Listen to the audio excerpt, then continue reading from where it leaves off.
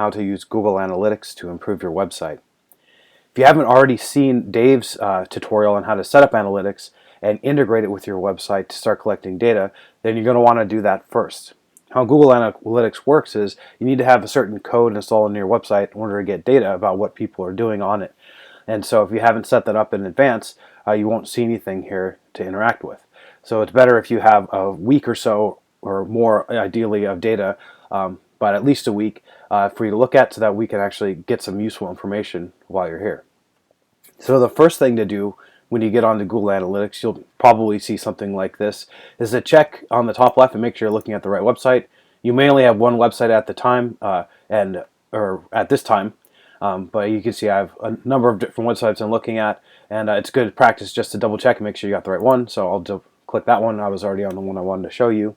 And so this is actually a website I created in our alpha group, doing the 90-day program just like everybody else, so I can kind of show you what a website looks like as it progresses in the future, and what you're liable to expect if you've been following the program up to this point. Now, if we go to the top right, you can see a date range, and this is the date that it's showing, or the date range that it's showing data for. And I believe the default is the last 28 days, so if you don't set anything, it's going to show you 28 days or 4 weeks of data. What I'm going to do is show you that you can set whatever date range you want. You can either go over to the calendar and specifically choose a start date, like let's go from the 20th till now, or you can preset, last 90 days, last 30 days, so on. I'm going to actually show you the last 12 months here just to see what a longer-term perspective is. So I don't have 12 months of data, and you'll kind of see that it cuts off here. That's because this is when I started tracking the site using this particular account. And this is about the time that we actually finished writing. So it's pretty close to this time in our program is when I first started tracking this site using this account. And you can see that at the beginning there was a gradual up to the right increase, and then months later, actually I've not written much in this time frame, almost nothing at all, you see a pretty significant increase in users on the site. So this is sometimes called a hockey stick growth, and this is what you can expect, a bit of delay. Now the amount of delay between a gradual increase and, when I was writing, I don't have data for it, but basically almost nothing, or very few, less than 100 views a day, or a week actually. In this particular view, it's per week, but less than 100 views per week of time. It's completely normal, and the payoff for what you're doing now in terms of people seeing your work and being exposed to your content usually comes quite a bit later. And how much later depends on the exact your history on the web, whether you are already known as an expert to the algorithm or not.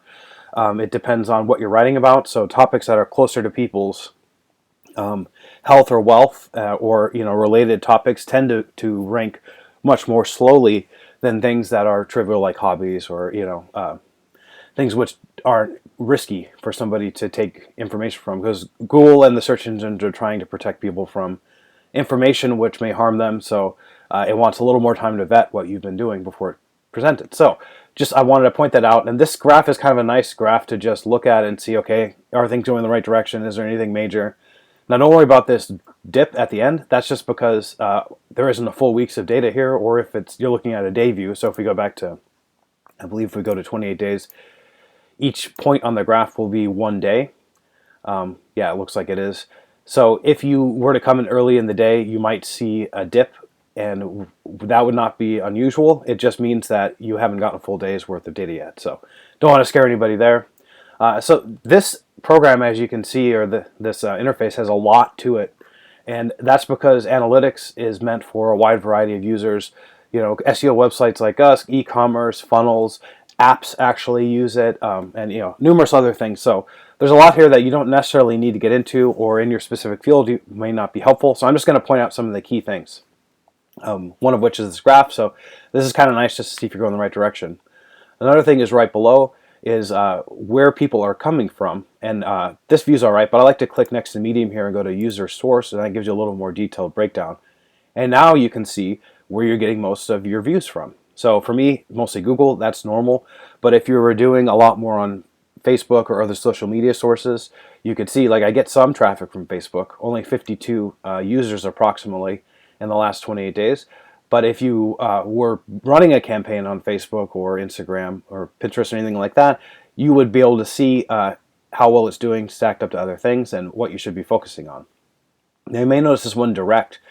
Direct means one of two things. Either the user typed in the address directly, or they were sent by some page and they did not, the referrer, so the source of where they came from, was not recorded. So basically this means you can't be 100% sure where they came from.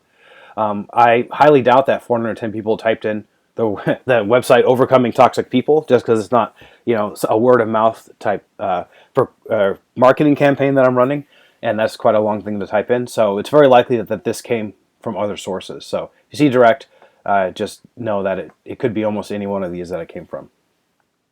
Another thing you might want to check out is the country, and these are just the top countries by users. So obviously, United States is fairly high, UK, Canada.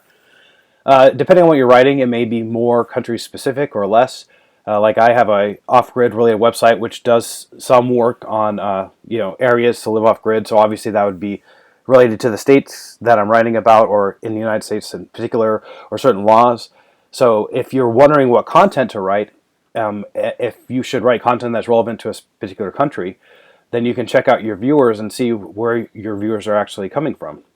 Now this distribution here is about what you would expect for a topic that is just broadly applicable to English-speaking people. Because if you look at the ratio of the United States to UK, the United States has about 5 times as many people in terms of population as the United Kingdom, and so I'm getting roughly 5 times as many people from there. And Canada has fewer, Australia has fewer, and so on. And so that is pretty typical. So you see this, everything's going pretty well. Now the most important thing is actually here where it says which pages and screens gets the most views.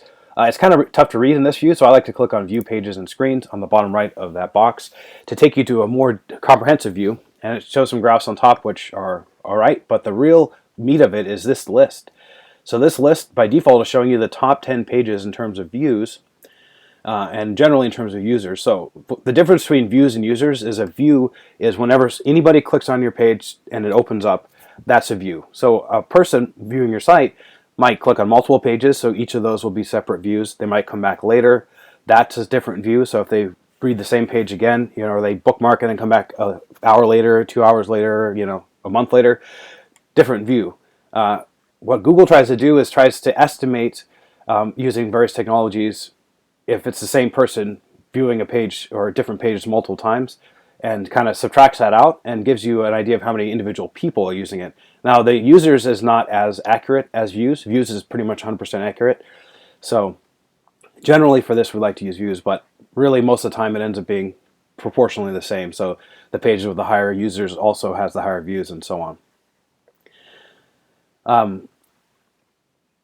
So top 10 is great. I actually, since I've written more than 90 posts on this, I want to take a look at a few more. And the way you can do that is you go to rows per page here.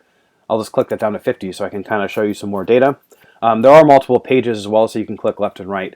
Here, these little chevrons to get to see all of it. And see, I have about 130 pages on my website at the moment. So my number one page, if you look here, is actually Overcoming Toxic People, which is my homepage. That's a bit unusual. I'm not 100% sure why that's getting so many views, unless people are clicking through to it from other articles. But usually you're going to have an article on the top here. So I'm going to skip that one and go to the second one, which is Do Narcissists Ever Regret Their Discards? Will Cutting Off Contact Does to a Narcissist, Making Narcissists Obsessed with You. So I'm just reading through these and saying, okay, these are the articles that people were really interested in.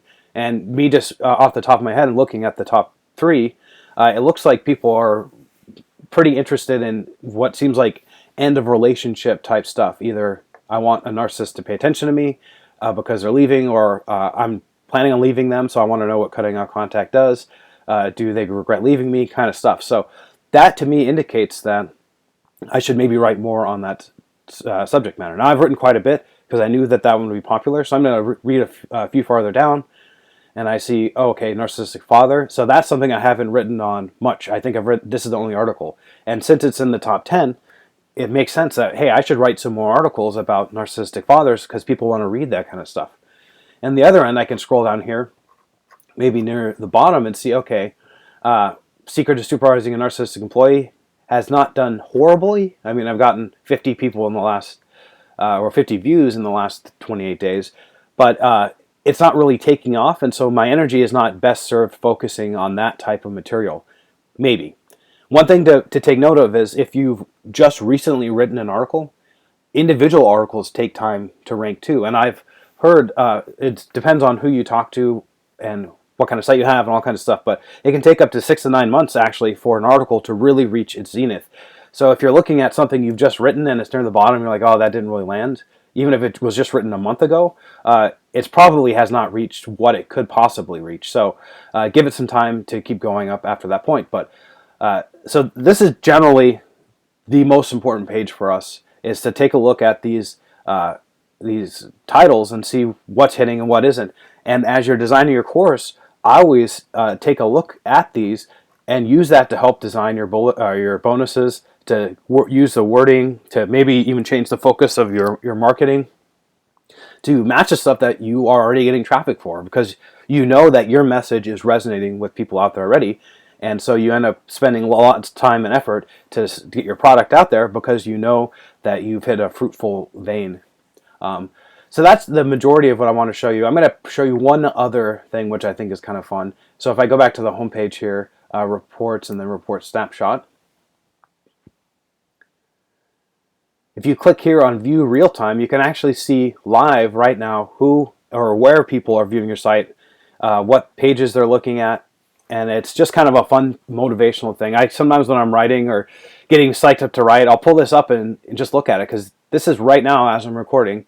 People in all these spots are reading articles, and number one right now is why all narcissists are hypocrites. So that's kind of cool. Not really that helpful as far as analytics, analyzing what we're doing, but I find this to be highly motivational, so I thought I'd leave you with that.